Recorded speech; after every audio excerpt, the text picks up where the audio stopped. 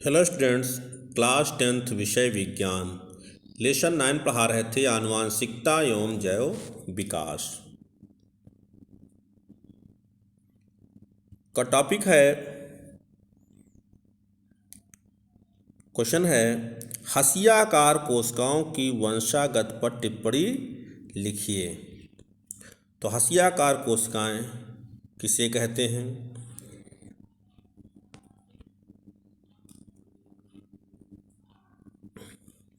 लाल रुधिर कणिकाओं को इसमें क्या कहते हैं? रेड ब्लड कार्पस, शॉर्ट में क्या लिखते हैं? RBCS। RBC का मतलब क्या होता? लाल रुधिर कणिकाएं। तो RBC में लाल रंग का एक विशिष्ट वर्णक हीमोग्लोबिन होता है। क्या होता है? हीमोग्लोबिन के कारण होता है। देखिए, लाल रुधिर कणिकाएं लाल क्यों होती? क्योंकि उसमें हीमोग्लोबिन नामक पिगमेंट पाया जाता है। से पूछा जाए ब्लड लाल क्यों होता है? क्योंकि उसमें हीमोग्लोबिन पाया जाता है। हीमोग्लोबिन क्या होता है? Haemoglobin, haem plus globin. Haem माने आयरन, ग्लोबिन माने प्रोटीन। आयरन युक्त प्रोटीन होती है। इसमें क्या होती है? आयरन युक्त प्रोटीन होती है। तो हीमोग्लोबिन के कारण ही ब्लड लाल होता है। यह ऑक्सीजन वाहक पदार्थ है। हीमोग्लोबिन कैसा पदार्थ है? ऑक्सीजन वाहक पदार्थ है तथा श्वसन के स्थान से ऑक्सीजन प्राप्त कर उसे आवश्यकता के स्थान मतलब प्रत्येक कोशिका तक पहुंचाने का कार्य करता है। तो हीमोग्लोबिन का कार्य क्या है? ऑक्सीजन का परिवहन करना। रुधिर में हीमोग्लोबिन की कमी होने पर रुधिर की ऑक्सीजन संवहन की शक्ति क्षीण होती है, कमज़ोर हो जाती है। जब हमारे शरीर में रुधिर में हीमोग्लोबिन की मात्रा कम हो जाएगी तो ऑक्सीजन जो है कम पहुंचेगी कोशिकाओं में। ऐसी अवस्था को रक्त अल्पता एनीमिया कहते हैं। एनीमिया का मतलब खून की कमी। ऑक्सीजन की उपलब्धता कम होने पर अनेक बार हीमोग्लोबिन की विशेष आणविक संरचना विकृत क्या हो जाती है? विकृत हो जाती है।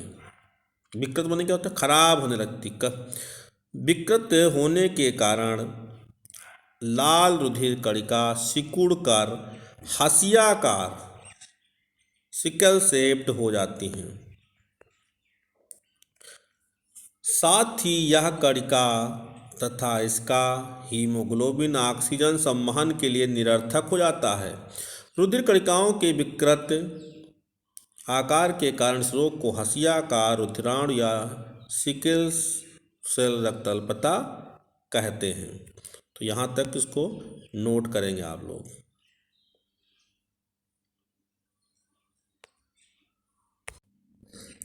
थोड़ा समझ लीजिए, रेखा चित्र है। मनुष्य में हसिया का लाल रुधिर कणिकाओं सिकल सेल एनीमिया की वंशागत।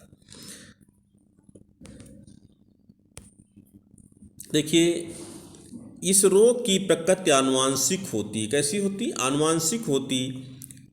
यह एक अप्रभावी जीन जैसे HBS के कारण होता है।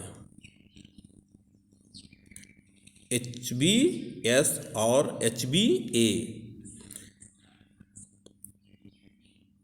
जो समयुग्मजी जीन होते हैं जैसे HBS, विषम युग्मजी HbA, तो विषम युग्मजी को हेट्रोजाइगस कहते हैं, सम युग्मजी को होमोजाइगस कहते हैं।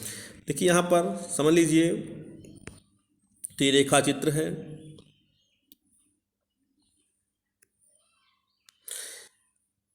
तो ये जो लाल डायग्राम बने हैं, देखिए यहाँ पर, ये देखिए यहाँ से इतने।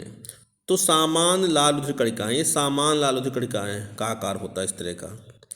फिर है हसिया का लाल रुधिर कणिकाएं, ये होती हैं इतनी जो होती हैं हसिया का लाल रुधिर कणिकाएं।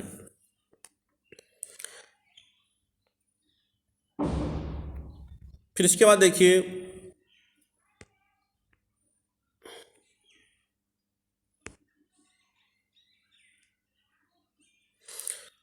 एक होता वाहक नर, वाहक मादा।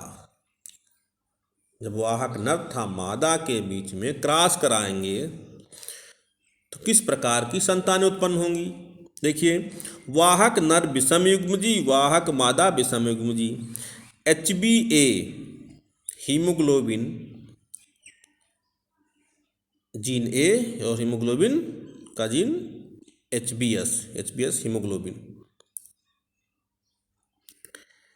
अब देखिए यहाँ पर इनसे युग्मक बनते हैं। HbA हो गया, इसका युग्मक क्या हो गया, HbS हो गया। ये मादा विषम युग्मजीय, देखिए इसका भी HbA ये हो गया और HbS। इस तरह से नोट कर लेंगे।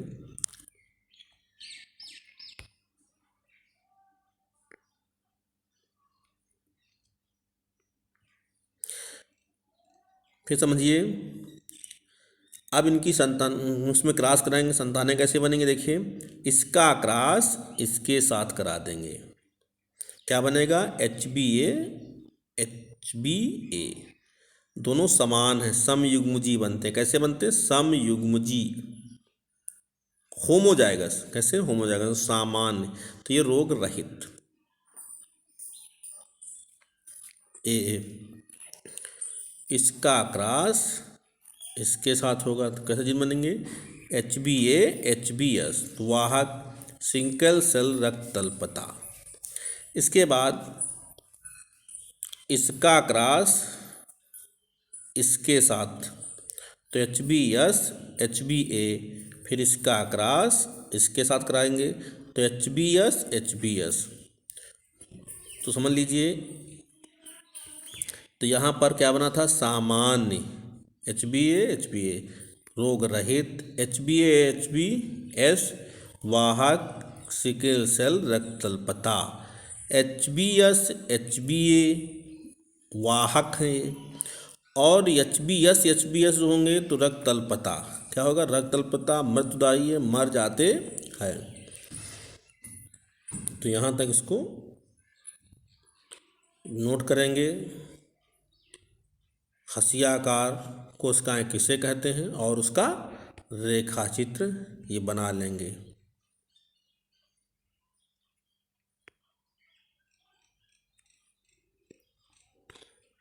थोड़ा नोट पॉइंट में और लिख सकते हैं, यहाँ पर, यहाँ से भी लिख सकते हैं।